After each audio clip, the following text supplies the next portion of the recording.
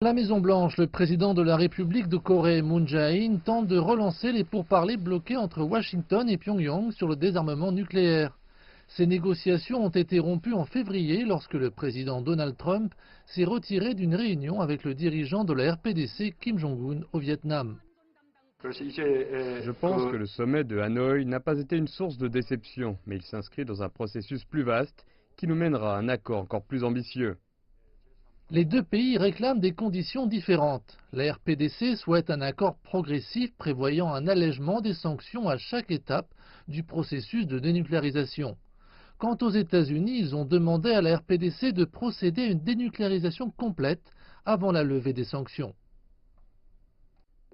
Nous voulons que les sanctions restent en place, et franchement, j'avais la possibilité de les intensifier de manière significative, mais je n'ai pas voulu le faire en raison de ma relation avec Kim Jong-un. Moon Jae-in fait pression pour une approche de compromis, un accord global mais qui serait mis en œuvre dans une série de petits accords.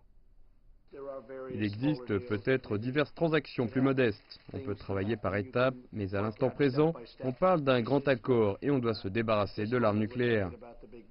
Le dirigeant sud-coréen affirme que la prochaine étape est un autre sommet entre Trump et Kim. Ça pourrait arriver. Un troisième sommet pourrait avoir lieu, étape par étape. Ce n'est pas un processus rapide. Je n'ai jamais dit que ce le serait. C'est étape par étape. Le président Trump a également déclaré qu'il était ouvert à un sommet à trois avec Kim Jong-un et Moon Jae-in.